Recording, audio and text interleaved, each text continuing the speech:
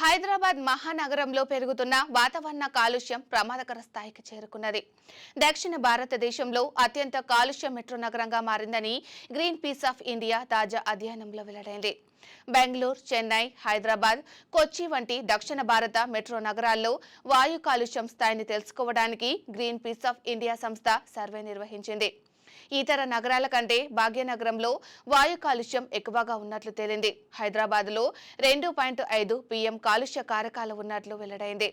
ప్రపంచ ఆరోగ్య సంస్థ అంటే WHO నిర్దేశించిన ప్రమాణాల కంటే మన నగరంలో కాలుష్యం 14 రెట్లు అధికంగా విడుదలవుతున్నది. ప్రపంచ వాయు నాణ్యత సూచీలో కాలుష్య నగరాల జాబితాలో భాగ్యనగరం చేరడం అందరినీ ఆందోళనకు గురిచేస్తున్నది. బంజారాహిల్స్ లో 127, KBHPలో 124, జూ పార్కులో 144, సైదాబాద్లో 100 ACIలకు వాయు కాలుష్యం చేరుకున్నది. పరిశ్రమలు ఎక్కువగా ఉన్న మల్లాపూర్, నాచారం, బాలానగర్, పటాన్చెరు, పాషమైలారం ప్రాంతాల్లోనూ ఇటీవల వాయు కాలుష్యం అనూహ్యంగా పెరిగింది.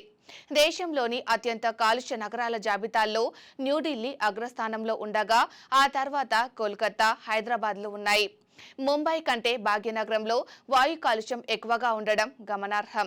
హైదరాబాద్ నగరంలో ప్రతిరోజు 7,000 మెట్రిక్ టన్నుల చెత్త విడుదలవుతుండటంతో అధికంగా కాలుష్యం పెరుగుతున్నదని గ్రీన్ పీస్ ఆఫ్ ఇండియా సంస్థ తన సర్వేలో గుర్తించింది.